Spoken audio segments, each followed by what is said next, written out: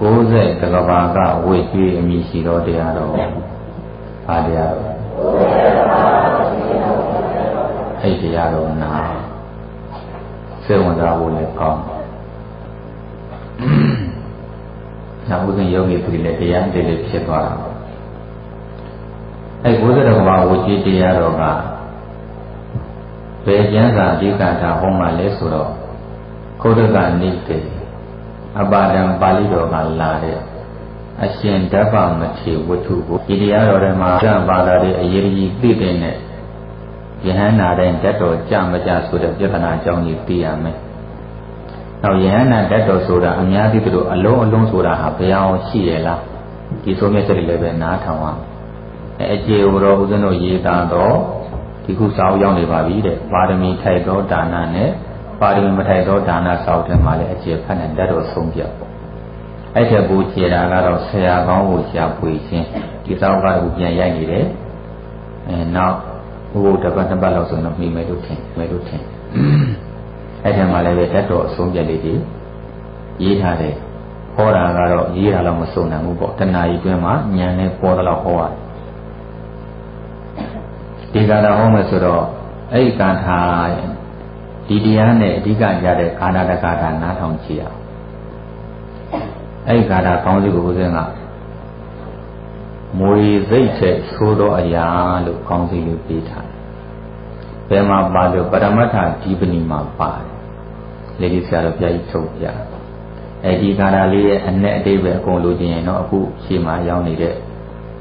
ဘဝနဲ့ရင်းရတော့အတွေးမြင်များသာမျက်နှာ300ကျော်လောက်မှာအခုရုပ်တဲ့ခါထာအနဲ့အကုန်ပါပါတယ်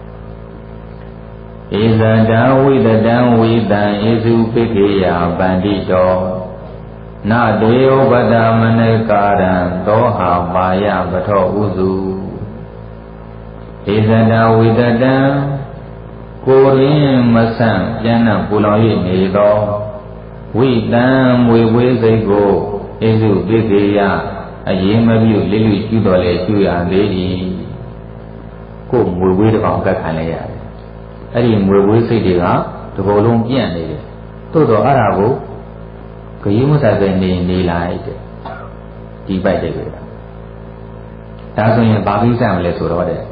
ဩပဒမနကာရံမိမိစိတ်အတွင်းကမိမိခန္ဓာကိုယ်တွင်းကထွက်ပေါ်ရလာသောအာယုန်ဤသောမနတိကာရကိုဝါသူတို့ဘာကိုစီလိုအပေါက်ချံပြီးတော့အပြစ်ကြံတတ်တဲ့မကောင်းမြင်ဝါဒကိုနာတေဝအေယုပိခေယလိလူမကျွသေးတာလည်းဒီသူများမကောင်းဘက်ကိုရှားကြံကြည့်တဲ့အာယောနေတော့မနတိကာရကြောင့်လိလူမကျွနဲ့ငမ်းငမ်းပယ်ရမယ်ဟာဘယ်နဲ့တော့မိဝေးစိတ်ကြတော့မွေကြိုက်ခံရတဲ့လိလူကျူခံပြီးတော့ကိုယ်စိတ်ထဲကပေါ်လာတဲ့မကောင်းမြင်ဝါဒကြမှာဘာကြောင့်ပေခန်းတာလေဆိုတော့သောထိုအာယုန်ဤသောမနတိကာရတိကုစုမသွေမထောက်အလုံးချောင်းသောအပါယပထောအပေကြဖို့လမ်းကြောင်းကြီးဖြစ်သောကြောင့်ပေသည်တရားမဟုတ်ဘူးတဲ့ဟိုမွေဝေးကြိုက်ခံရလို့မွေဝေးစိတ်ပြန့်လို့သေလေအပေတော့မကြဘူးသေတာပဲရှိသူတို့ကအပြစ်ကိုစီလိုအပေါက်ချပြီးတော့သူများပြစ်တွေပဲပြောပြီးတော့အခြေခံတဲ့ပုဂ္ဂိုလ်ကြတော့သိရင်အပိဋိကြမှာဒါကြောင့်သူတို့ကအပြစ်ကိုရှားမြင်တတ်တဲ့မကောင်းမြင်ဝါဒကြီးတော့ပယ်ဖြောက်ပလိုက်တဲ့တစ်စက္ကန့်မှကိုယ်စိတ်တဲ့အဝင်မခံရဘူးတဲ့အဲ့ဒီလိုအတိပ္ပယ်ရတယ်အဲဒီနေ့အလူရှင်များတော့နော်အထည်နဲ့9ယုံကြာဓမ္မမိတ်ဆွေများစီးကြည့်ပါပဲဒါကိုနှစ်ဆင်လို့တဲ့အလူရှင်များပါအဲ့တော့အဲ့ဒီဂါထာလေးကိုအခုဒီဂါထာလေးရေးကြည့်ခြင်းဟောပြခြင်းအကြောင်းလေးနောက်ကြောင်းပြန်ကြည့်လိုက်လို့ရှိရင်လွန်ခဲ့သောကမ္မတသိန်းကဘဒုမုဒ္ဒရာဘုရားရှင်ကိုယ်တော်မြတ်ကြီးပွင့်တော်မူတယ်လွန်ခဲ့တဲ့ကမ္မတသိန်းဆိုကြားပြီပေါ့အဲ့ဒီချိန်ခါတော့က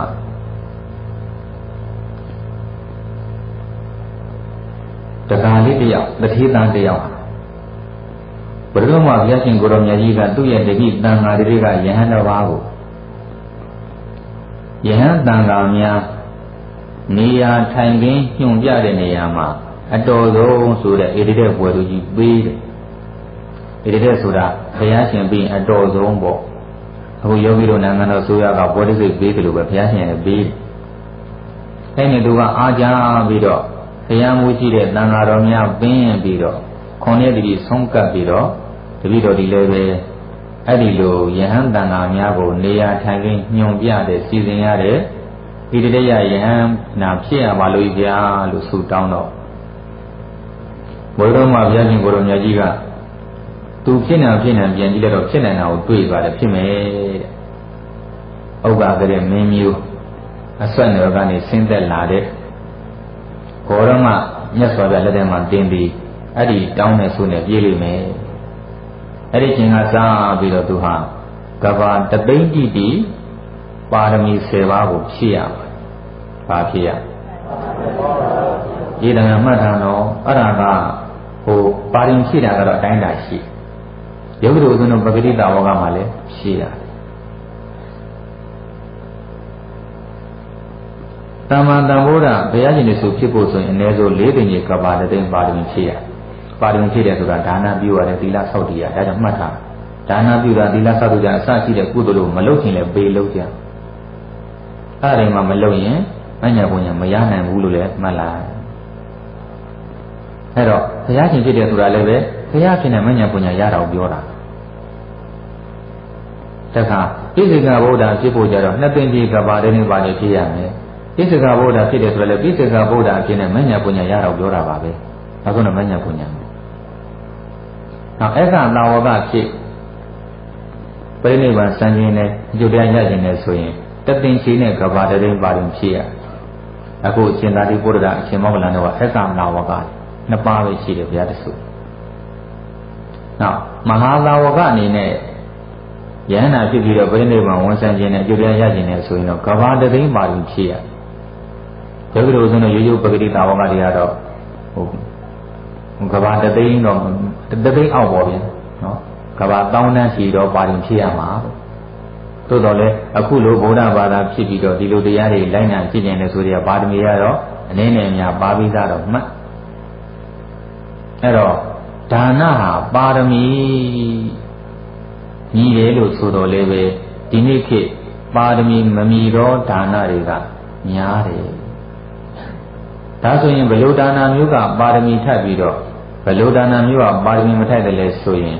မျောလင့်ချက်နဲ့ပေးကမ်းတာမှန်သမျှပါရမီမထိုက်ဘူးလို့မှန်မျောလင့်ချက်မပါတော့ပေးကမ်းထောက်ပံ့မှုကပါရမီထိုက်တယ်ဒီနေ့ခေတ်မှာမျောလင့်ချက်နဲ့ပေးကမ်းတာမျောလင့်ချက်နဲ့စွန့်ကြဲတာတွေများတယ်ဘုရားတဆူတဲရင်တောင်မှဒီဘုရားကြီးတဲပြီးရင်တော့ဗေဒင်ကြတော့ခင်ဗျားတို့အာနာတွေမြင်မယ်ယာတုတွေတီးမယ်ဒီယာတို့အောင်ပြုတ်တော့ဆိုရင်ဘုရားတဲပြီးရှိတယ်မြတ်စုပုံပြီးတော့တချို့သူများကြွားမှကြီးခွဲလိုက်သေးတယ်ပေါ့အဲ့ဒါတွေကပါရမီမထိုက်ဘူးအဲ့ဒါအရှင်ဒေဝရရဲ့လမ်းစဉ်ဒီနေ့မြတ်စွာဘုရားနဲ့ဆန့်ကျင်ဘက်တိတိဆရာကြီး6ဦးရဲ့လမ်းစဉ်မြတ်စွာဘုရားကိုရောမြတ်ကြီးကအဲ့ဒီလိုပရိဟိတလို့လုပ်ပြီးဒါနပြုဆိုရင်ဘာမျောလင့်ချက်မှမထားဖို့အမြဲတမ်းညွှန်ကြားတယ်တချို့ကတင်မယ်ရှင်ပြမျောလင့်ချက်မထားပဲလှူတော့ကောင်းကျိုးရပါမလားပိုရတယ်အမှတ်တော့ဘုရားရှင်ကိုရောမြတ်ကြီး၄သိန်းကဘာတသိန်းဒါနပါရမီတွေအများကြီးဖြည့်ခဲ့တာမျက်လုံးတွေဖောက်လူတာမတိုးမပုတ်မပြောင်းမချရှိမယ်ဆိုရင်ကောင်းကင်ကခြေတာရကနေဘုရားရှင်သူတွေဖောက်လူခဲ့တာသမုဒ္ဒရာ၄စင်းကသမုဒ္ဒရာရေတွေကနေတယ်ဘုရားရှင်လိပြည့်ယူခဲ့တဲ့အသားတွေညာစုပုံထားမယ်ဆိုရင်အခုယောဂီတို့ထိုင်နေတော့2,400အထုရှိတဲ့ယူဇနာ2,400အထုရှိတဲ့မဟာပရိဝဏီကြီးကသေအောင်မယ်အဲ့ဒါတော့လူရဲ့ဘုရားရှင်ဟာဘာမျိုးလင်းရမှာမရှိဘူးကျန်တဲ့ပုဂ္ဂိုလ်များချမ်းသာပါစေထားပဲသူစုတောင်းတာကတပ္ပညုတဉာဏ်ရဖို့ဘုရားဖြစ်ဖို့အဲ့ဒီတပ္ပညုတဉာဏ်ကလည်းပဲတချို့အားထားတယ်ချင်းမှလိုချင်တယ်မဟုတ်လားဆိုတော့အဲ့ဒါလိုချင်တဲ့လောဘမဟုတ်ဆန္ဒခေါ်ရတယ်အဲ့ဒီတပ္ပညုတဉာဏ်ရကျင်တာဘုရားဖြစ်နေတာသူ့အတွက်မဟုတ်ဘူးလေဟောဒီပိဋကအတွက်သူ့အတွက်ကသူ့ငွေတာရည်တိတ်ဘဝတွေကဝိပဿနာတရားလေးတဏှာကြီးလောက်နိုင်ယဟန္တာပြိနိဗ္ဗာန်စံမယူကြဘူးငါဘုရားပြင်မှာဒီတရားဓမ္မတွေတရားဟောလို့ရမှာဆိုပြီးတော့၄သိန်းကြီးကဘာတသိန်းအသက်အသေးခံပြီးတော့ဖြည့်ရှာတာအဲ့ဒီလိုဘာမှမလိုချင်မဲနဲ့လှူခဲ့တော့ဘုရားရှင်ဟာဘုရားဖြစ်တဲ့ဘဝကြည်စံတ ကျန်တဲ့ပုဂ္ဂိုလ်လည်းမမီတော့ဘူးအဲ့ဒါဘာမှမျောလေးတဲ့မရှိဘဲနဲ့လူတဲ့အတွက်အကျိုးကိုရတာကိုပြောတာနောက်တစ်ခုပြောမှတတိယတော့အခုလည်းတွေ့ခဲ့တယ်ဒီကအပြန်မှာတင်မောမှာလည်းပဲကျွန်တော်ဒုက္ခရောက်စဉ်ကသင်ဘာကူညီခဲ့တယ်လေကျွန်တော်ဒုက္ခရောက်စဉ်ကသင်ကူညီလိုက်တော့သင်ကိုပြန်ကူညီမယ်ပေါ့နော်ကျွန်တော်ဒုက္ခရောက်စဉ်ကမကူညီခဲ့ရင်တော့ no ပေါ့မကူညီဘူးလို့ပြောတာအဲ့ဒါကိုမလေးကြိုက်လို့ထိတ်ထားကြတာကလည်းအမှန်ပေါ်ကြီးနဲ့တွင်းပြီးတော့တကယ်တော့အဲ့ဒါလူယုံမှာစကားအားစကားရှင်းပြစီခြင်းလို့အဲ့ဒါကလာပြန်သေးတယ်သင်ကောင်းရင်ကျွန်တော်မို့ဆိုးပါတယ်ချိန်မထားဘူးလားအဲ့ဒါလူမိုက်စကားအားစကားတကလာပြန်သေးတယ်စေရနာဒီလူတိုင်းနဲ့မတန်နဲ့ဗါတဲ့တော့စေရနာဒီတိုင်းနဲ့မတန်ပါဘူးအဲ့ဒါကယုံလဲယုံမှာမိုင်းနမတဲ့လူရဲ့စကားတကယ်ကျုပ်ကြည်စမ်းယုံလို့ဘာမှမသိကြရှာဘူးအဲ့ဒီစကားတွေကိုဖျားအောင်မှန်းလို့တကယ်ကလူယုံမှာစကားတွေသူတော်အောင်းစင်မရှိတဲ့ပုဂ္ဂိုလ်တွေကရေးလိုက်တာမြတ်စွာဘုရားရှင်ရဲ့ဝါဒတဲ့ဆိုရင်လေသင်ကောင်းပြီဖြစ်စေမကောင်းပြီကျွန်တော်ကတော့ကောင်းမယ်အဲ့လိုပဲလာစေရနာလူတိုင်းနဲ့တန်တယ်ဟောလို့ဆိုတော့ကိုယ်စေရနာကောင်းရင်ကိုယ်ကောင်းလို့ရမယ်လေသူ့စေရနာမရှိရဘူးတောင်းကြမှာလဲကိုယ်စေရနာကိုကြည့်ပါအဲ့လိုကောင်းတဲ့အကြောင်းလဲသူများစေရနာကြည့်ရင်ကိုယ်ကုသိုလ်ကြီးပြတ်တတ်တယ်အဲ့တော့အဲ့ဒီစာတန်သုံးခုလုံးကဘလို့ပုဂ္ဂိုလ်ကရေးရလဲဆိုရင်လေညှို့လေးကျန်းတဲ့သူများကိုအတုံးလိုက်ပြလိုက်ကူညီလိုက်တဲ့သူကတောင်းတခြင်းငေါ့ကြည့်သူသိမှာငေါ့ပြန်ပေးမှာငါအခုတသိန်းလူတဲ့နောက်လေးငါသိန်းတရားပြန်ပေးမှာအဲ့ဒီညှို့လေးကျန်းတဲ့ခွဲသားတဲ့သူများဆိုကူညီလိုက်တယ်ဟိုပုဂ္ဂိုလ်ကသူညှို့လေးနဲ့ကျန်းမကူညီဘူးပြန်ကျေးဇူးမဆက်တော့ပေါက်ပွဲရောအဲ့မှအဲ့ဒီစာတန်နဲ့ထွက်ချလာစေနာနဲ့လူတိုင်းနဲ့မတန်းသင်ကောင်းလို့ကျွန်တော်မဆိုးပါကျွန်တော်ဒုက္ခရောက်တဲ့မာကူညီခဲ့တယ်လေအဲ့ဒါမတူတော်ရဲ့စကားအဲ့ဒီစကားလည်းလိုက်နိုင်အားလုံးပယ်ပြမယ်လို့မှတ်လာအဲ့ဒါအရှင်ဒေဝရရဲ့စကားတိတိကျကျ6ဦးရဲ့ဩဝါဒဘုရားရှင်ကအနာပဲခံခိုင်းတယ်အတောင်ဆန်ခံတယ်ဒီရကဘုရားအနစ်နာခံလိုက်ညိုလေးနဲ့မရှိတော့ပေးလိုက်အခုယောဂီတို့ဘုရားတို့ဘလောက်ကြီးတရားတွေဟောဘလောက်ကြီးတွားသွားကျမ်းမာလို့စိတ်တွေချမ်းသာလို့ယောဂီဘုရားနားရမရှိဘူးဝိညာဉ်ဥစ္စတိဝါခင်းလေးဟောတာလေကိုယ်တည်းပဲဟောမယ်ကျန်တဲ့တွေပဲမှမတော့ပဲအခန်းထဲပြပြီးတော့နားမယ်ဆိုရင်အခုတော့ပိုးတော့ပင်မယ်မနာဘူးမဟုတ်ပင်လေရွာတွေမှာ9ညဆက်တိုက်ဟောပြန်လာတဲ့နေ့မနေ့ကမှပြန်ရောက်တယ်နောက်လည်းမှဟောအခုဒီမှာဟော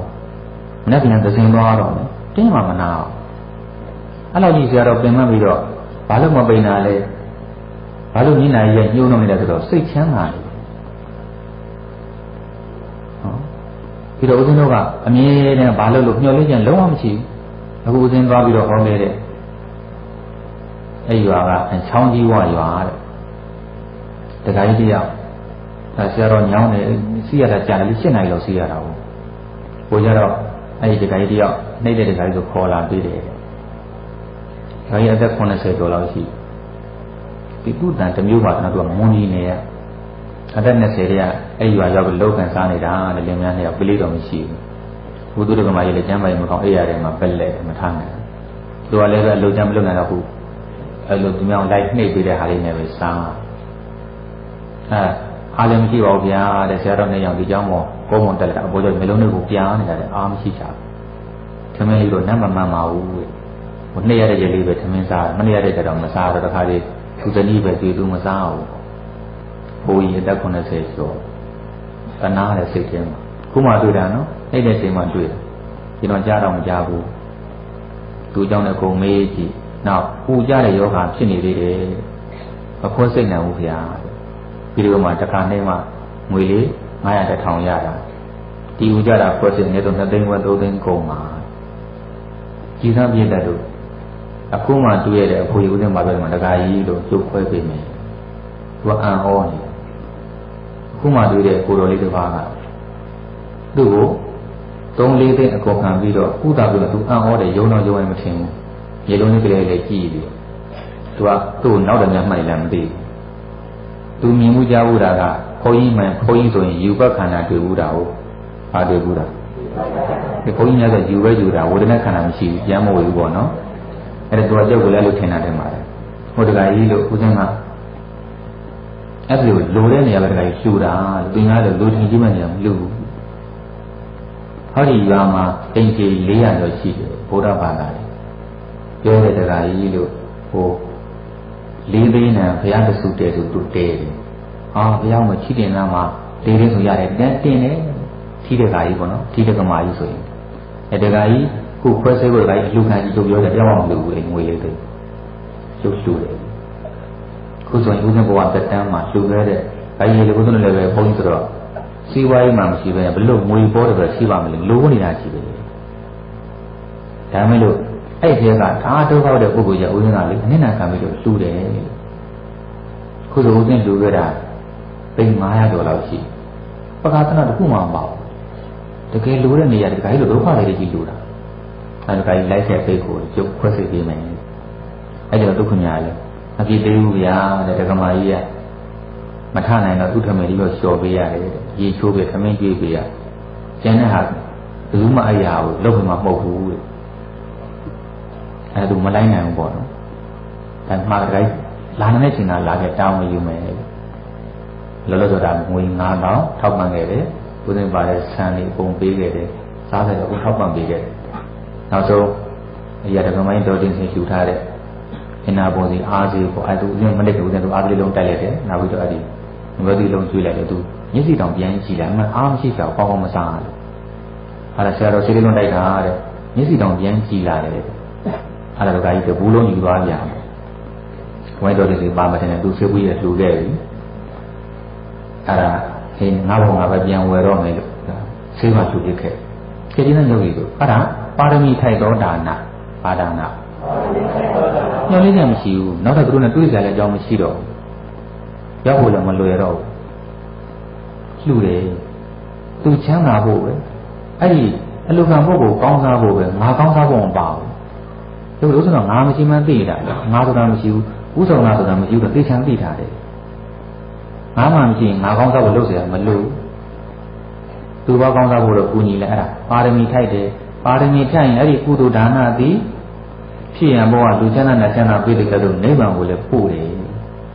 အဲ့လိုမျိုးပဲနဲ့မြုပ်လင်းချက်နဲ့ငါကောင်းစားဖို့လှူမယ်ဆိုလို့ရှိရင်တော့လူချမ်းသာနဲ့ချမ်းသာတော့ပေးမယ်နိဗ္ဗာန်ဒီမပို့နိုင်ဘူးလို့မှန်ဒါကြောင့်လှူတဲ့လူတိုင်းအဲ့လိုလှူတဲ့နေရာကိုလှူတန်းတတ်ကြပါလို့တိုက်တွန်းနေပေါ့တရားညာဆရာအဲ့တော့ဒီ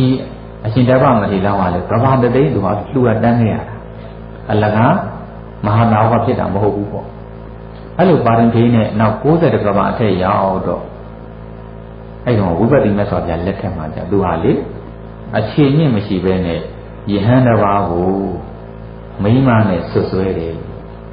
ယဟန်တစ်ပါးဘာလို့ဒါခင်ဗျားတို့ဟောဒီနေမှာအဖြစ်များဆုံးတယ်ခဏခဏပြဿနာတက်ဟိုတကယ်ပျက်စီးတဲ့ဘုန်းကြီးရှိတဲ့တချို့ဘုန်းကြီးကမပျက်စီးဘူးတက်တက်ကိုတချို့ဟာကိုယ်နဲ့မတည့်တာနဲ့ပဲအဲ့ဒါမိမနဲ့ဆွဆွဲပြီးတော့ကျောင်းကနေဝိုင်းနှင်းထုတ်ကြတာအဲ့ဒီဘက်မှာအများကြီးလှုပ်တယ်အပြစ်သားကြီးဘလောက်ပြည်ကြီးလဲကြည့်နော်ဒီကိုတော့လူပြန်ခံရတယ်ဒါမဟာသာဝကအလောင်းအဲ့လိုမဟုတ်မဟာသနဲ့ဆွဆွဲခဲ့ဘာလို့ဆွဆွဲခဲ့လဲဆိုတော့ဆောစောရတဲ့ခါတာအတိုင်းအာယောနိတော်မနတိကာရကြောင့်ဘာကြောင့်အာယောနိတော်မနတိကာရမြန်မာလို့ဆိုရင်မကောင်းမြင်ဝါဒကြောင့်ကြည့်တယ်ရှင်းအောင်ပြောရင်သူတို့ကအပြစ်ကိုစီလိုအပေါက်ရှာတဲ့အကျင့်ကြောင့်ဘဝတူတူလေးလေးဘာလို့သူများအပြစ်ရှာသူများပြစ်တွေပြောလို့တော့အချိန်ကိုခံတော့မှလေနှမျိုးစရာကြီးဘုရားတော်ယောဂီတို့ကိုယ်ကိုတတ်မဲ့တတ်ဖို့ကြံစည်ခဲ့တဲ့ပုဂ္ဂိုလ်တော့အပြစ်ရှာရင်မြင်ရင်မရဘူးမနေ့ကနောက်လည်းအဲ့ဒါဟောပဲဘုရားကိုဘောတော်၅ပါးတတ်ဖို့ကြံစည်ခဲ့တယ်သူတို့အပြစ်ကိုသာသနာ့ဘဝပေါ့နော်ဆရာတော်ကြီးကတိုင်တယ်တကယ်တော့တခြားဘုရားတိုင်တာစိတ်မဆိုးမြေတာတော့ပို့ပြီနောက်ပြဿနာကြီးနေပါပါဘာလို့ကိုယ့်ကိုတတ်ဖို့ကြံစည်နေတဲ့ပုဂ္ဂိုလ်ပေါ်တော့စိတ်မဆိုးရတယ်တော့စိတ်ဆိုးခြင်းမပေးနိုင်တော့ဘူးတတ်တန်တူတူလေးမလို့တတ်ရင်လည်းမြေတာဘဝအသိခံမှာဒါဦးနဲ့19နှစ်သားရွယ်ဦးဆုံးတို့ရဲ့ပါရမီကရုပ်တော့ခုချိန်တွက်ကြည့်ဘာလို့ဒီပါရင်တို့တွေကြီးလာမလဲပါရမီဆိုတာမိုးချချူကမဟုတ်လေလုံယူမှရတာဘယ်သူမှမွေးလာတဲ့ယဟန္တာမဟုတ်ဘူးတဖြည်းဖြည်းကျင့်လာပြီးမကန်တဖြည်းဖြည်းသိကန်ကျင့်လာအခုအရှုံးကျင်တဲ့တရားထဲမှာဖတ်ပါဒီကြောင့်လည်းအကုန်ပါတယ်တခါတည်းရောက်ဆိုရင်ဘုရင်ကိုလူထွက်အောင်ထောင်ကြအောင်သုံးမနဲ့ပါဆွတ်ဆွဲတာစိတ်မဆိုးဘုရင်ဘာမှဖြစ်ဘူး ခဏခဏတော့ဒိဋ္ဌာကြတာပေါ့နော်စွတ်စွဲခံရစ်တင်ခံရတယ်အခုဘက်ကမှတ်ကတော့လေပြန်အေးချမ်းသွားတာနောက်သူတို့ဆွဆွဲတဲ့တခါကြီးပဲထောင်ကြဖို့ပင်းပြုံနေသူတို့ထောင်မကြအောင်သူကသူတော်ကောင်းဆောင်တာအကျွေး3000မဆက်နိုင်လို့ထောင်ကြတော့မယ်မင်းညာအဲ့ဒါဟုတ်ပဲအဲ့ဘုန်းကြီးတွေပါအတိပေးတာတကယ်တော့အဲ့ဒီကရဲ့ဦးဇင်းကသိခါတတ်တဲ့ရန်တက်ကကြီးလူကြီးမကဦးဇင်းတို့လှူတော်ရတာမနာလို့ဖြစ်ပြီးတော့ဆွဆွဲပြီးတော့ဒါအပုတ်ချတာဘေးကနေအောက်ကုတို့ယူတယ်ခေါ်တာပေါ့သူအကျွေး3000မဆက်နိုင်လို့ထောင်ကြတော့မဆိုတော့ဦးဇင်းကကြားထဲဝင်ဆက်ပြလိုက်တယ်အဲ့ဒီထောင်မကြတော့ဘာဖြစ်လို့ကိုယ်ထောင်ကြအောင်လူထွက်အောင်လုပ်တဲ့လူယုံမာကိုဘောက်ပြန်ကြရတာလေတို့တို့စဉ်းစားဖို့ကောင်းတယ်နော်အဲ့ဒါမှတ်တာခုလိုမြတ်စွာဘုရားတရားတွေနားတဲ့အခါခုမြတ်စွာဘုရားတရားတော်စာအုပ်တွေဖတ်တဲ့အခါမှာလေနားပြီးဦးဆုံးကချက်ချင်းကျင့်ဖတ်ပြီးချက်ချင်းကျင့်နေတဲ့စာအုပ်ထဲမှာမထားခဲ့ဘူးဓမ္မအောင်ထဲမှာဒီတရားကိုမထားခဲ့ဘူးတို့ပြတဲ့အဲ့လိုလုပ်ဓမ္မနာယုံနဲ့မှာဓမ္မစာတွေဖတ်ကြုံနဲ့မှာဖတ်တော့ဖတ်တယ်နားတော့နားတယ်ဒီတိုင်းပဲဆိုရင်တော့လားနာနေတဲ့အချင်းကုန်တယ်ညောင်းတယ်ငွေကုန်တယ်ဘာမှအကျိုးမရှိဘူးလေမကျင့်မဲနဲ့နားလာဆိုတော့ကျင့်ဦးဆုံးကကျင့်တာအဲ့မှာရေးထားတဲ့စာအုပ်ထဲမှာဒီခုဘောနေရတော့တွေ့မြင်လာတယ်တကယ်တော့လို့စာရေးသူဟာသူ့လိုကိုယ်လိုတန်မှန်ယဟန်တစ်ပါးပါလို့ဘုရားလုံးလည်းမဟုတ်ပါဘူးဘုရားလုံးမဟုတ်ဘဲနဲ့ဘာဖြစ်လို့ကိုယ်ထောင်ကြအောင်လူထွက်အောင်လုပ်ခဲ့တဲ့လူရုံမှတရားအပေါ်မှာမေတ္တာကရုဏာထားတာလေဘာလို့လူထောင်မကြောင်သွားကဲရတာလဲမိခွန်းလေးပြောလိုက်တယ်အဖြေကတော့တဲ့စာရေးသူဟာလို့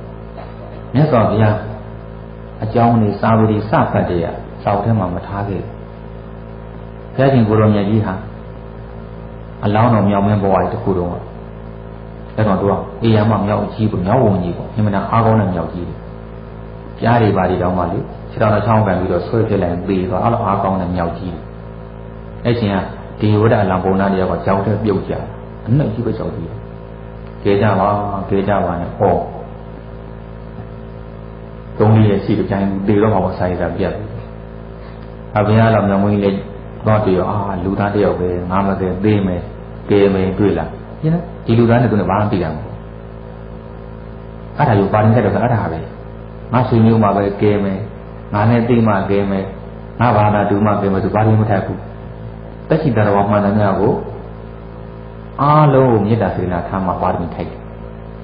ဒါကြောင့်ဒီတဲ့ဆင်းပြီးတော့ကြည့်ဘုရားလောင်းကမြောက်တာဖြစ်တဲ့ပညာရှိသူ့ဟိုတငါဒီတိုင်းထမ်းပြီးတော့တက်သွားရင်ကျောင်းကအနှစ်ကြီးပဲငါတော်တက်ရမှာမနက်မင်းနဲ့လမ်းရမှာပြုတ်ကြရင်ဒီလူကသေသွားရင်မကောင်းဘူးသူမသိသိဘူးကိုမဲ့ကိုကြီးတော့ဖြစ်မြောင်ကိုကြီးမှဖြစ်မယ်ဆိုပြီးတော့ပထမဆုံးအဲ့ဒီပုံနာခန္ဓာကိုယ်နဲ့ညီမျှအောင်လေးတဲ့ကြောက်ခဲကိုအရင်ထမ်းပြီးတက်ချတာရှင်းနေလေးကျင်တာပထမတစ်ခေါက်အောင်မြင်သွားတယ်ဟိုကြောင့်မောလို့သူခင်ဗျာအောင်မြင်ပြီးဆိုမှခါတဲ့အဲ့ဒါဒုတိယပြန်ဆင်းပြီးတော့မှအဲ့ပုံနောက်ထမ်းပြီးဒုတိယပြန်တက်ချတာရှင်းစမ်းဘုရားအလောင်းဘာမှမသိဘူးနော်သေချင်တာတက်ပဲအဲ့ဒါပါရမီထိုက်တော့ဒါနပေါ့ဗျာအသက်ဆုံးတဲ့သဘောအပေါ်လေးရောက်နှစ်ခေါက်တောင်ပြန်တအားဟိုက်သွားတာပင်မပြီးတော့အမူအရာလေးနဲ့ပေါ့နော်အသိလူသားအသိပေါင်းကခေါင်းလေးအုပ်ပြီးတော့ခဏနားပြရသေးသူတော့အဲ့ပုံနာပေါင်းမောခေါင်းလေးတင်နေပြီးတော့အမောဖြည်တဲ့ပက်လက်ကလေးအိတ်ကျော်သွားတယ်ဒါပင်မသွားတယ်အဲ့ချိန်မှာပုံနာကလေ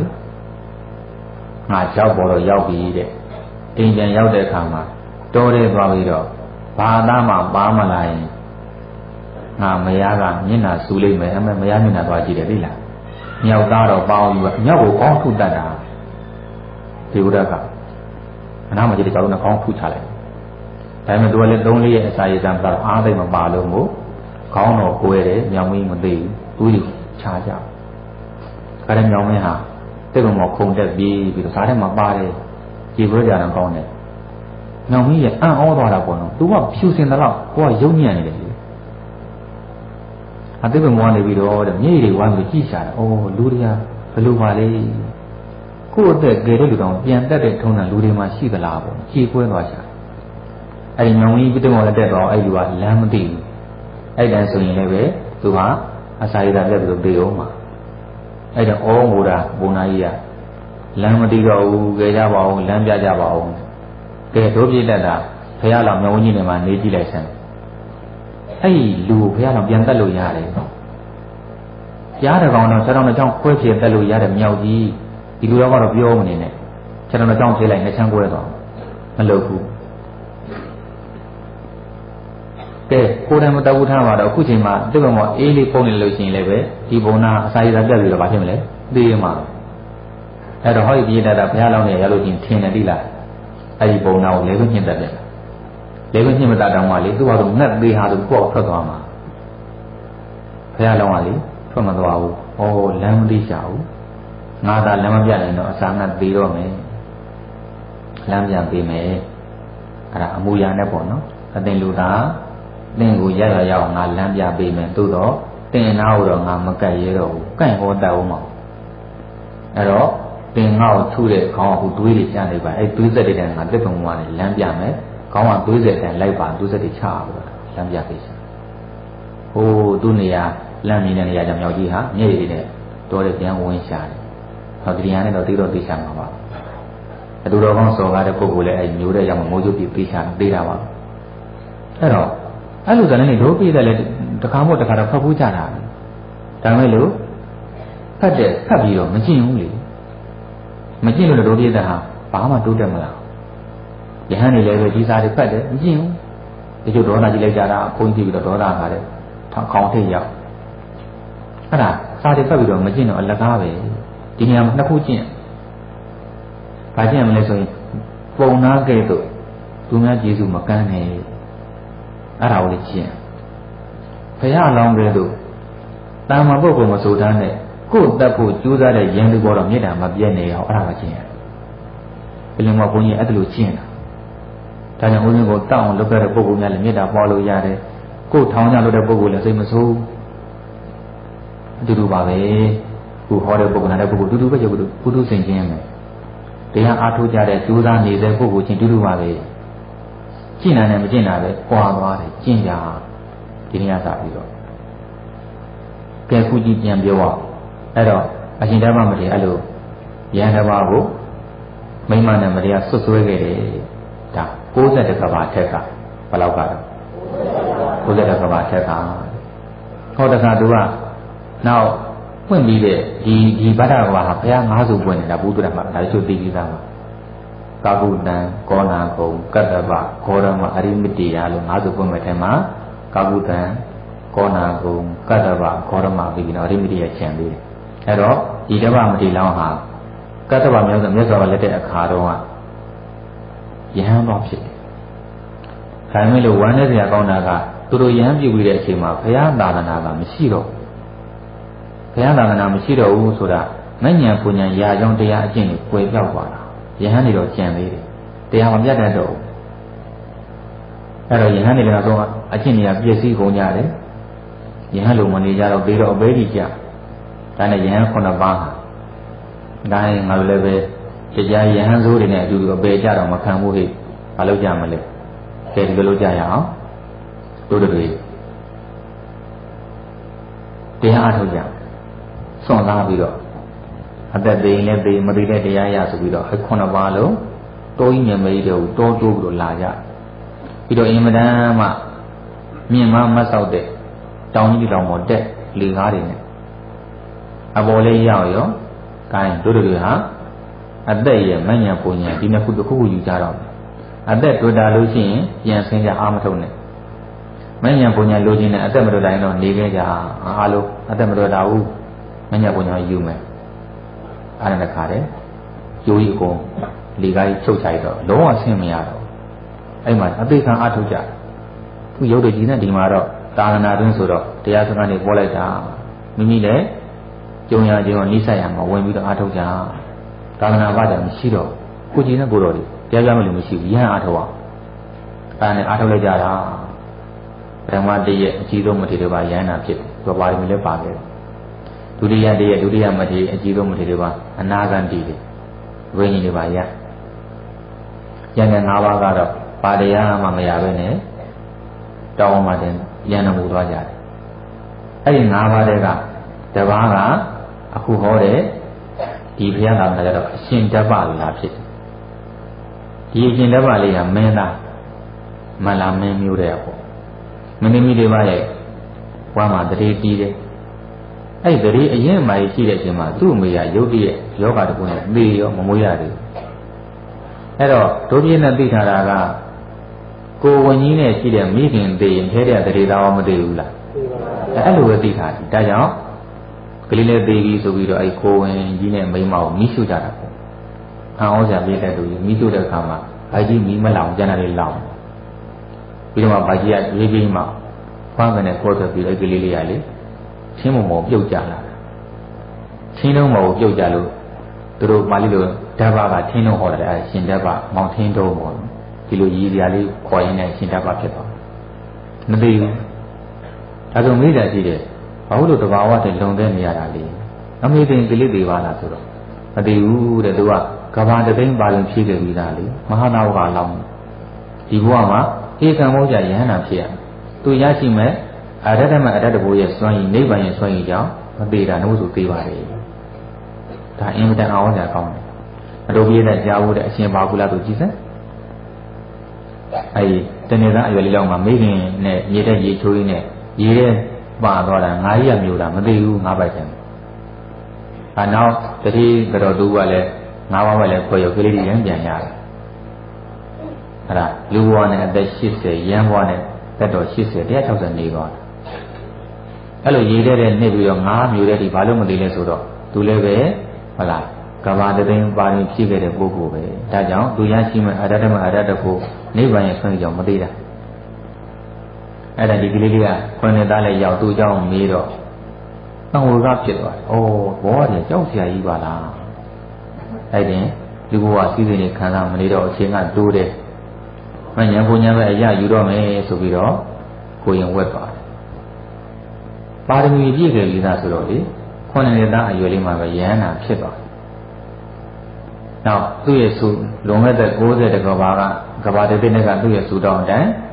ဒီကိုရင်လေးဟာကိုရင်ဘောကစပြီးတော့ပြတာယဟန်တန်ဃာတွေကိုနေရာညှို့ရတဲ့နေရာမှာအဲ့ဒီတဲ့ဘောတူရနေရာညှို့နေဆိုတာယဟန်နေရာအများကြီးဆိုတော့လေယဟန်ပါ900ကျွမ်းရင်ဘယ်ကိုတော့ဘယ်ဆမ်းမနေဘယ်ကိုတော့ဘယ်ဆောင်းမနေအဲ့လိုညှို့ကြရတာကို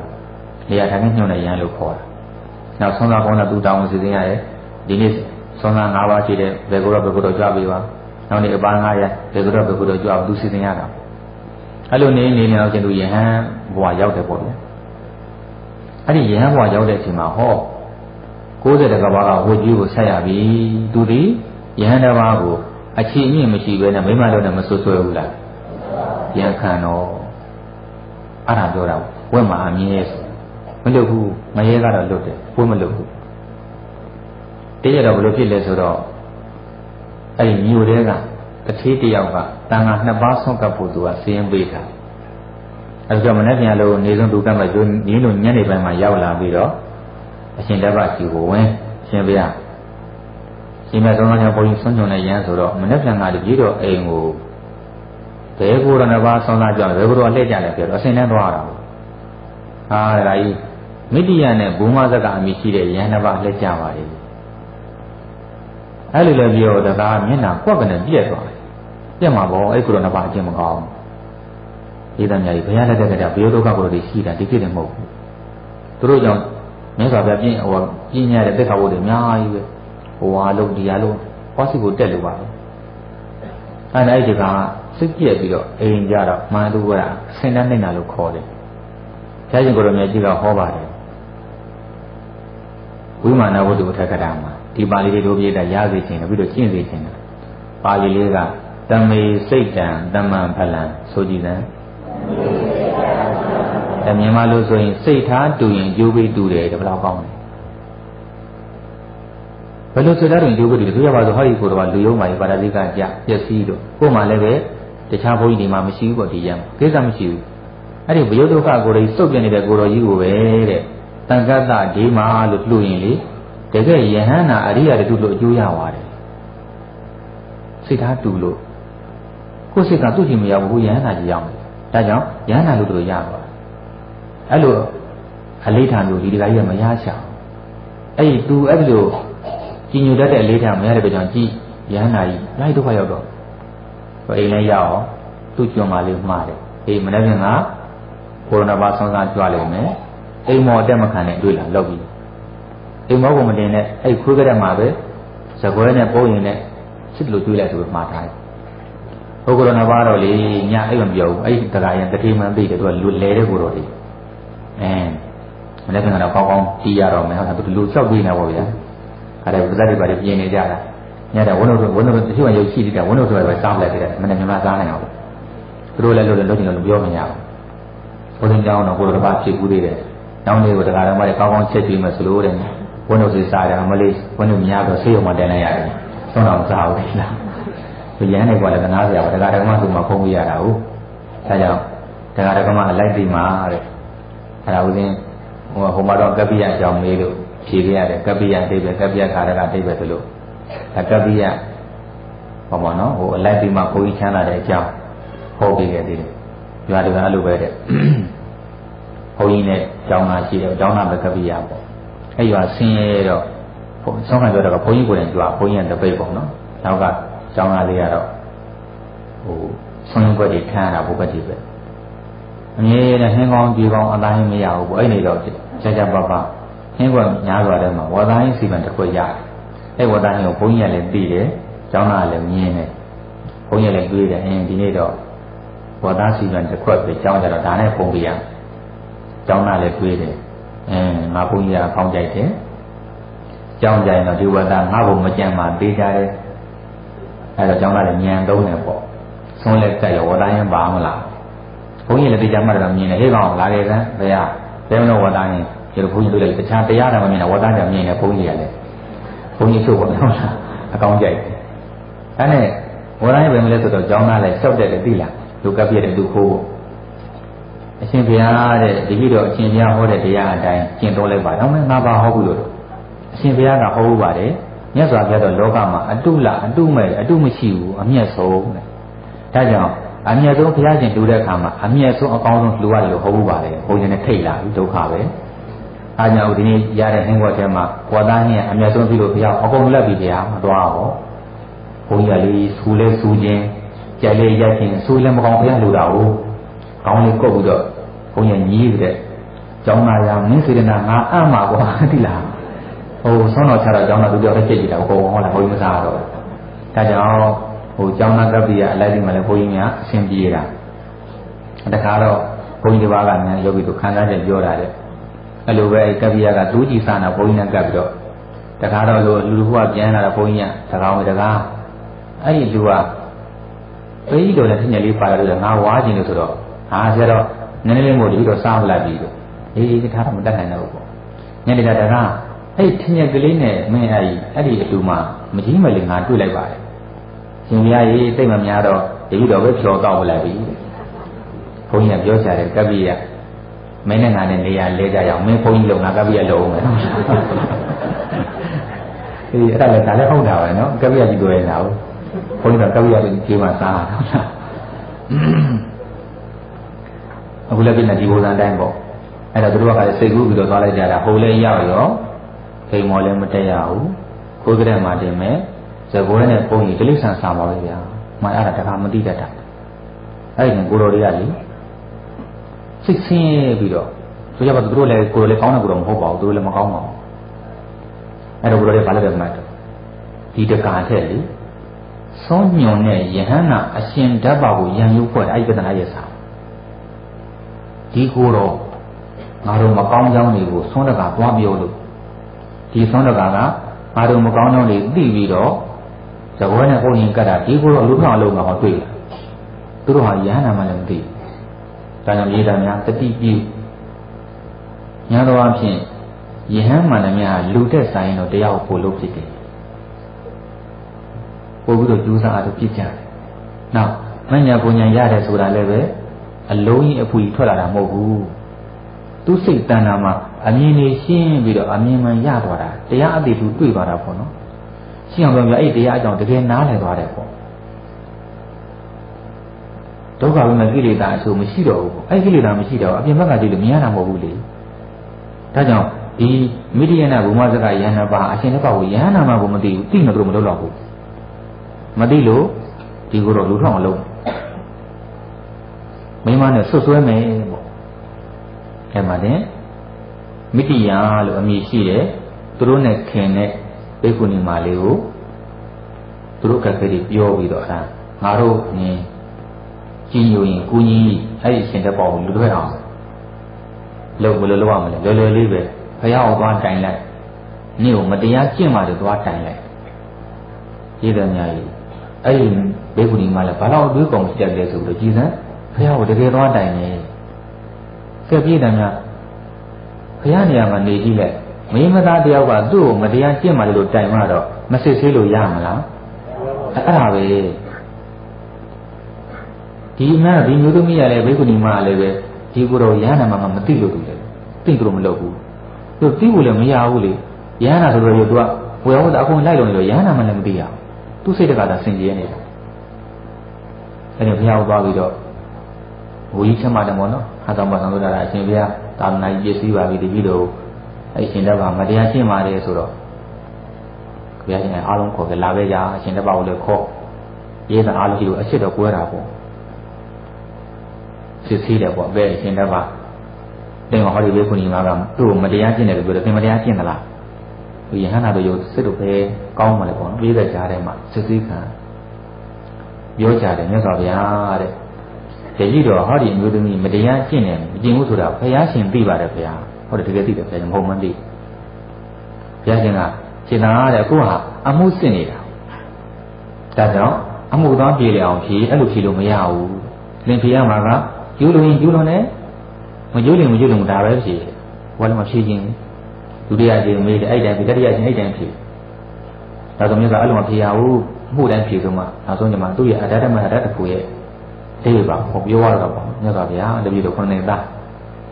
အတ္တမအတ္တတစ်ခုရရဟန္တာဖြစ်ပြီးတဲ့အချိန်ကစပြီးတော့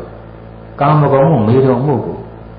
ကိုနဲ့ပြုကျင့်ဖို့နေရတာစိတ်ထဲတောင်အိမ်မထဲတောင်မပြုကျင့်တော့ဘူးဗျာပြီးရရှင်းရဘုရားကငါဘုရားတည်ပြီးသားအားလုံးတန်မြတ်ကြီးကင်းရှင်းအောင်ငါပြီးထုတ်ပေါ်မွေးရခြင်းဖြစ်တယ်မြတ်စွာဘုရားလူလေးရဟန္တာပဲဘုရားကဲမဘုံမတရားဆိုတဲ့ဘေကုဏီမောင်လူဖက်တောင်းနှင်ထုတ်ပလိုက်ကြည့်ပေးပလိုက်ပြီးရောဒါဆိုရင်ဝေကြီးရကုန်မလားမကုန်သေးဘူးဒီဝေကြီးကမှတ်ထားနော်အတူပေါ်အရင်မှစားသူဆိုတော့တကယ်ခုလာကြည့်ထပ်လာ၃ချိန်လာလေအဲ့တော့ပုဂ္ဂိုလ်တွေကမကြည့်နိုင်ဘူးမိတိနဲ့ဘုမာစကားဒီကိုလူမထွက်သေးဘူးမရသေးဘူးနောက်တစ်ချိန်ကြောင်းထဲမှာသူတို့လျှောက်ပြောပြန်အဲ့ကိုတော့နှစ်ပါးကအေးဒီခါတော့ငါတို့မျက်စိနဲ့မြင်ခဲ့ရမိတိယဆိုတဲ့ဘေကုဏီမကိုအရှင်တပ္ပဟာမေတုံပြုကျင်တာငါတို့မျက်စိနဲ့မြင်တယ်ပါဠိကကြပြီးရဟန်းမဟုတ်တော့ဘူးပြောပြန်ရချင်းရောက်ခေါ်ပြန်စေးဒုတိယချိန်ချက်ပွဲပြန်တကယ်ပြောတယ်ဘယ်မှာမြင်လဲဆိုတော့ဟောသူတကယ်ကျတော့သူတို့ကမှုသားလုံနေလေးပေါ့သူတို့မြင်ခဲ့တာကတဲ့စိတ်ကြီးကစိတ်မကိုမေတုံမေဝတ်တော်သူမြင်ခဲ့တာနာမည်တက်တာစိတ်ကြီးကိုအရှင်တပ္ပ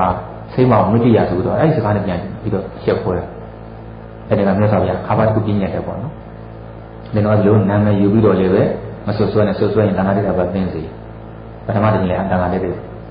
ဒုတိယချိန်ပြီးရမအောင်မြင်မကြည့်နိုင်သေးဘူးခုနပါဒါကြောင့်လို့မှတ်ထားနော်သူတို့ကအပြစ်ကိုရှာတယ်ဆိုတာသဘောတမ်းသိတဲ့ပုဂ္ဂိုလ်သူတို့ကအပြစ်ကိုမြင်တယ်ဆိုတာသဘောတမ်းသိတဲ့ပုဂ္ဂိုလ်တွေဒါကြောင့်ဦးဇင်းတို့လေဘဝတူတူလေးမှာသူတို့ကအပြစ်ကိုမြင်ရင်ရှာခြင်းမထားတော့ဘူးချိန်မပေးနိုင်ကိုမှသူများကမေတ္တာပို့ဖို့သူတို့ကဘယ်သူ့ကိုကောင်းကျိုးဘယ်လိုလုပ်ရမလဲအဲ့ဒီအချိန်နဲ့ကိုမလောက်ဘူးဒါကြောင့်သူတို့ကအပြစ်ပြောဖို့ဆိုဖို့ဂုံချောဖို့ဝေးရောတဲ့သူတို့ကအပြစ်ကိုစဉ်းစားဖို့အချိန်မပေးနိုင်ဘူးသူတို့ကအပြစ်ကိုစဉ်းစားဖို့ပြောဖို့အချိန်ပေးတယ်ဆိုတော့ကိုယ့်ရဲ့ကုသိုလ်တွေရမယ့်အချိန်တွေဖဲ့ပေးရတာနော်အဲ့ဘယ်တော့မှမမေ့ဒါကြောင့်ဘုရားရှင်ကိုယ်တော်မြတ်ကြီးကသူတော်ကောင်းတဲ့သူတို့မှအင်္ဂါတွေဟောထားတယ်အဲ့ဒါမှတ်ရအောင်အင်္ဂုတ္တမှာသူတို့မှအင်္ဂါနဲ့သူတော်ကောင်းအင်္ဂါသူတို့မှဒီတဲ့သူတို့ကမကောင်းကြောင်းကိုမမေးဘဲနဲ့လိုက်ပြောတယ်မှတ်တော့အဲ့လိုပဲတွေ့ဦးတယ်မလားအဲ့သူတို့မှဘိုးရရှောက်တာမိသားစုနဲ့ရှောက်ပြောနေတာဟိုကဘိုးကဘာမှမဟုတ်ဘူးသူ့မှာဟိုကောင်းတာပြောတယ်မရှိဘူးလေအဲ့ဒါလူယုံမှာတဲ့လူရောယဟန်ရောယဟန်ပြောလို့ယဟန်ယုံမှာပဲလူဆိုလူယုံမှာပဲမမေးဘဲနဲ့သူများမကောင်းတဲ့ရှောက်ပြောသူများမကောင်းကြောင်းမေးတယ်ချဲ့ပြောတယ်တခါကြီးရော ပို့ပြောတယ်ပို့တိခါကြနှစ်ချက်ရှိတယ်တတိယချက်ကသူရုံမှာဟာတဲ့သူတို့ကကောင်းကြောင်းကြတော့လေမမေးရင်ဘယ်တော့မှမပြောဘူးသူတို့ကလူတွေအထင်ကြီးမှဆိုလို့ကြီးညိုမှဆိုလို့ကောင်းတဲ့ကွက်ကြောင့်မပြောမမေးရင်ပြောတခါသူတို့ကကောင်းကြောင်းကိုမေးကြရင်ကြတော့လျှော့ပြောတယ်အဲလူမှလည်းငါ၄ချက်သူချမှတ်တော့ပြန်တဲ့ဆက်ညင်ဘက်ကသူတော်ကောင်းငါ၄ချက်သူတော်ကောင်းကသူတို့ကမကောင်းကြောင်းမမေးမပြောဘူးပြောရင်မပြီးနိုင်ဘူးသူတို့ကမကောင်းကြောင်းမေးခဲ့လို့ရှိရင်မတတ်တာလို့ပြောရရင်လည်းပဲအဲ့ဒါနည်းနည်းပဲပြောတယ်သူတို့ကသိက္ခာတိတ်မကြပါစေနဲ့ပေါ့နော်ဓမ္မတန်ဝေကနေပဲပြောတယ်ဟောသူတို့ကရဲ့ကောင်းကြောင်းအတုခိုးစရာကြတော့မမေးလည်းပဲပြောတယ်သူတို့ကဒီမှာကြီးယူစေခြင်းလို့သူတို့ကကောင်းကြောင်းမေးတယ်ရင်ပြည့်ပြည့်စုံစုံကြည်ကြည်ဝန်းပြောပြတယ်အဲ့သူတို့ကောင်းရဲ့အင်းလားအခုကြည့်မိတိနဲ့ဘူမာစကားသူတို့ကောင်းမဟုတ်ဘူးလေအဲ့တော့မထင်းမြတ်မကောင်းကြောင်းတွေရှောက်ပြတော့ဆုံးနှစ်ကျင်းသမုဒ္ဒရာနဲ့အဲ့ဒီရချင်းဟောသူတို့တကားပါသွားစီအောင်သူတို့ကြည်ညိုတဲ့တကားကြီးအဲ့လိုပဲအဲ့ကိုတော့သူတို့လူထွက်တာမြင်ချင်းတယ်ရဟန်းဘောမတွေ့ချင်ဘူးအဲ့တကားကြီးသူတို့ကိုကြီးဘယ်လိုကိုကြီးရမလဲတကားကြီးမိန်းမကိုလားဖြက်ပြီးတော့ဖျောက်သွားတိုင်ဟောသူလုံးရတယ်ကြောက်စရာကောင်းတယ်ယောဂီတို့အမှန်တန်ကြောက်စရာကောင်းနောက်ယောဂီတို့ဦးဇင်းတို့ပြင်ပြတစ်ချက်ကဘုဒ္ဓဇင်တွေဟာမှန်တဲ့ဘက်ကမနေရဘူးဟုတ်လားပြင်ကြ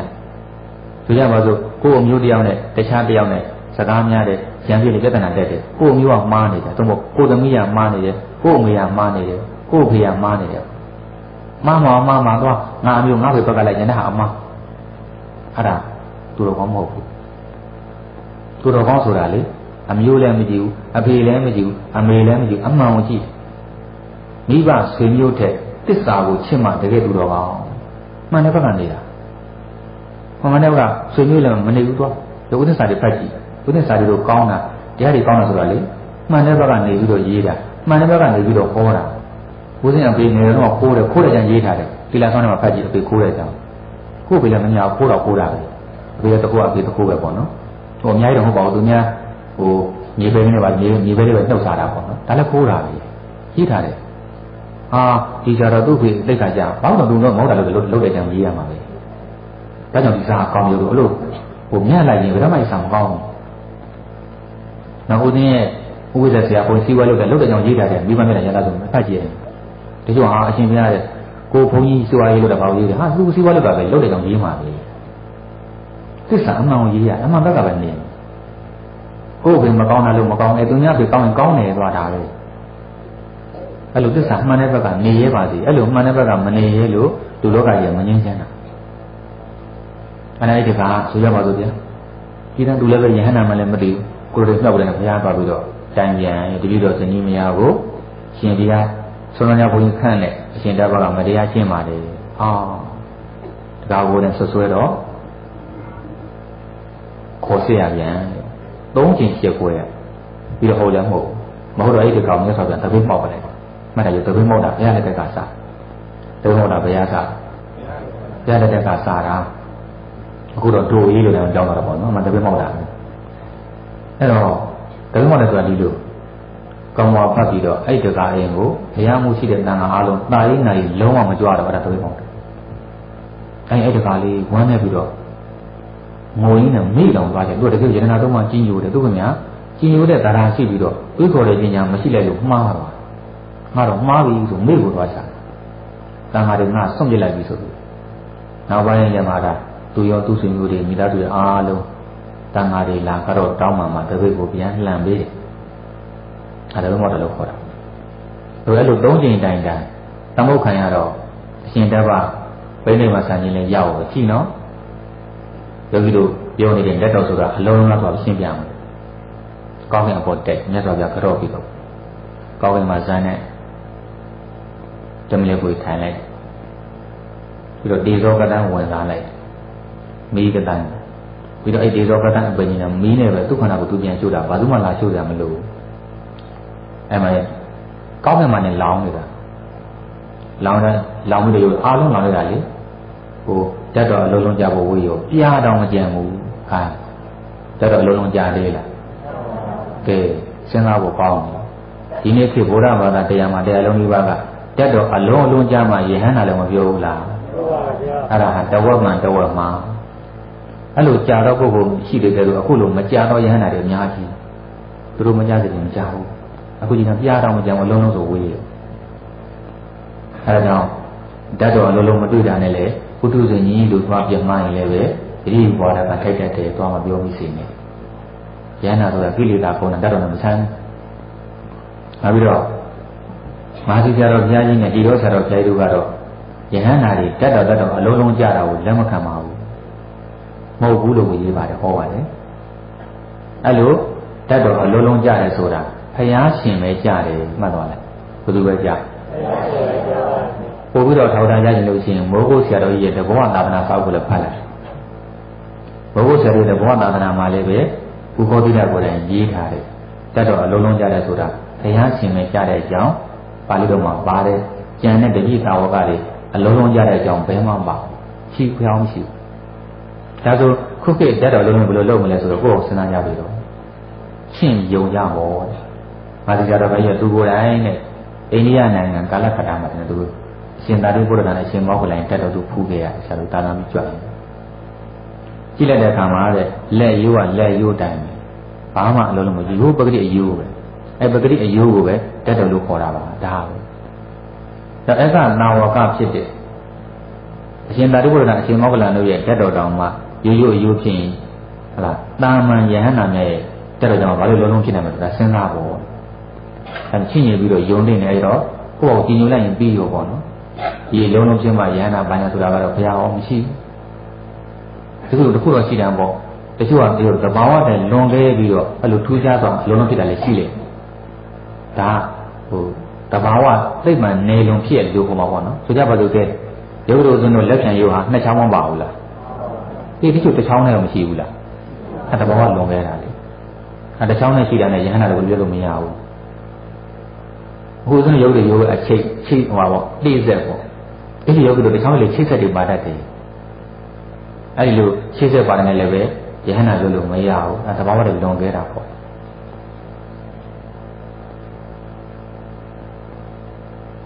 နောက်ပြီးတော့ဘုရားဘာသာအများဆုံးမှားတဲ့အယိုးသုံးမျိုးပြောအောင်ပြောအောင်အဲ့ဒါကမဟာပရိနိဗ္ဗာန်တုံးမှာပါတာဘုရားရှင်ပရိနိဗ္ဗာန်ဆံဃာကြီးအဖွင့်ပေါ့ငါဝတ်ကတာဒီနေ့နဲ့သိတာကအယုဒ္ဓိဘုံကတဲ့ဘုရားရှင်ဆိုရင်ချိတ်ကွင်းဆဲတဲ့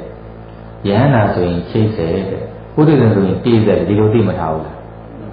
အဲ့ဒီသိမှာအလဲအသိကမှားအစနဲ့ဆုံးတော့မှန်တယ်ဘုရားရှင်ယောကကွင်းဆဲမှန်တယ်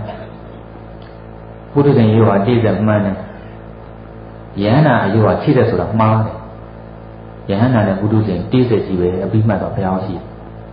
တူတူပဲတိဆဲပဲဒါဆိုရင်ရှေ့ဆက်ကဘယ်သူလဲဆိုတော့ပိစေကဗုဒ္ဓရှေ့ဆက်ကဘယ်သူတော့ပိစေကဗုဒ္ဓဒါအယုံနဲ့ပတ်သက်ပြီးတော့ဆန္ဒပြတဲ့များပြောမှတော့အများကြီးပဲအဲ့တော့ဒီတော့အချိန်နဲ့စိတ်တော့တို့ကြအောင်ဆိုနော်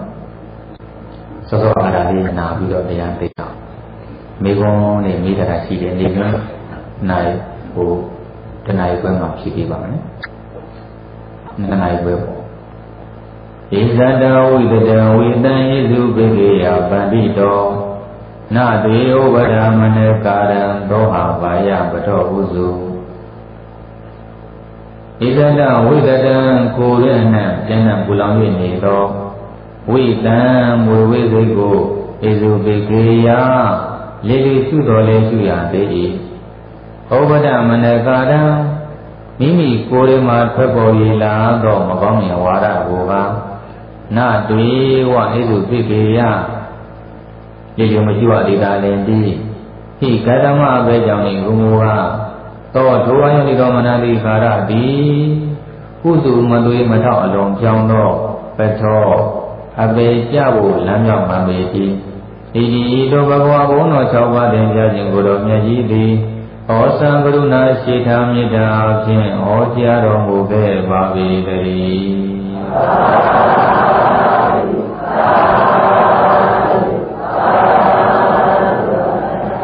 ဉာဏ်ပိဋကမောတော်ကောင်းအလုံးကြီးနေ ကိုယ်စိတ်နှပြချမ်းသာကြပါစေကောင်းကျိုးလိုရာဆန္ဒပြေဝကြပါစေ